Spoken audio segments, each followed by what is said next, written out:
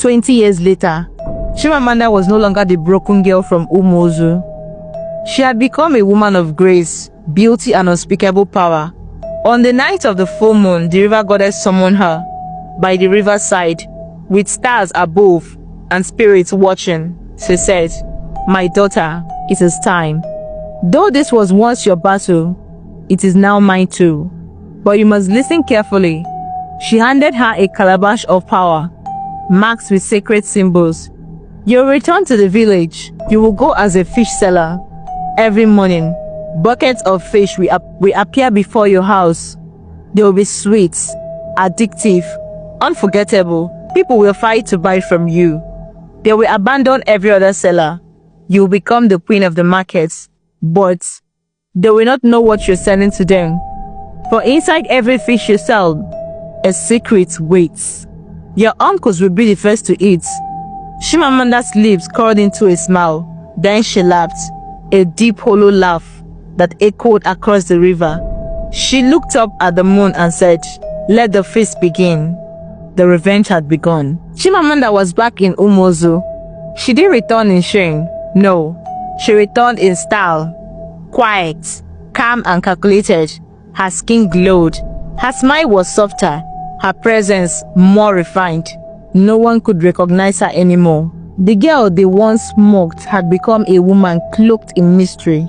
She rented a small cozy apartment by the edge of the village and settled in like a breeze slipping through the curtains. Early the next morning, she woke up before the cocks crew, scaled her fish, sliced ginger and scent leaf, and prepared the most delicious fish pepper soup the gods themselves could envy. Then she dressed simply and carried the steaming bowls of soup to her uncles. "Good morning, sirs," she greeted with a respectful bow. They welcomed her in, surprised by her grace. "I just returned to the village," she said gently, "and I want to start a fish business. But first, I thought it was right to come to the elders with a token. Please accept this fish pepper soup, made with my own special fish. I came for your blessings before I begin." The uncles were stunned. One nodded proudly. "You did well, my daughter. This is how things are done now." They blessed her, showered her with kind words, and devoured the soup with joy. The next day, Chimamanda found a small shop near the village market. She laid out her fish on a clean wooden table, arranged neatly and glistening in the morning sun. Within minutes, something strange began to happen. People ignored the usual vendors. They walked past old sellers and rushed to Chimamanda. "Madam, these fish are fresh, oh. Are you new here?" "Yes," she replied with a soft smile. "Just started today. I beg, cut 2 for me. Make it 3. 4, I want to cook for my in-laws." Her stall was swamped.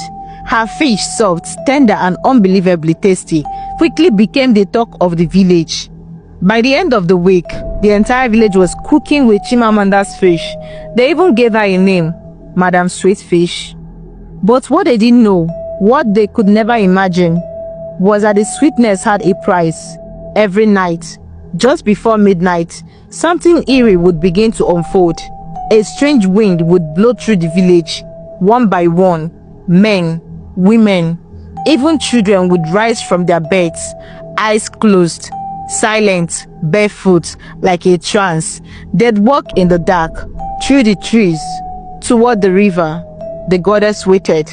The river opened, and the people walked into the water and never came back. Their bodies shimmered, shifted, and turned into fish. Dozens, then hundreds, swimming in circles under the moonlight. At dawn, the river goddess would gather them, gleaming, silvery, fat, and deliver them to Chimamanda's doorstep. She would wake up, smile at the heap of fresh fish, and carry them to her shop. Then business would begin again. Same customers, same smiles, unaware they were eating their friends, their neighbors, their own children. Yet, no one ever stopped buying. Why would they? The fish was cheap. The fish was soft, and the taste unforgettable. Soon, buyers started arriving from neighboring villages. Her fame grew. Madam Sweet Fish. Madam Sweet Fish became a household name across 7 communities. Meanwhile, Other fish vendors sat in silence. Their tables were dry, their pockets empty. How is her fish so sweet? Why is it so cheap? Why do people always speak her first? They grumbled, they whispered, but no one dared speak aloud what they feared the most. That there was something unnatural about Chimamanda's fish. And still, every night, more villagers vanished into the river. And every morning, more fresh fish appeared. The cycle continued. And Chimamanda, she smiled, she served, and business boomed.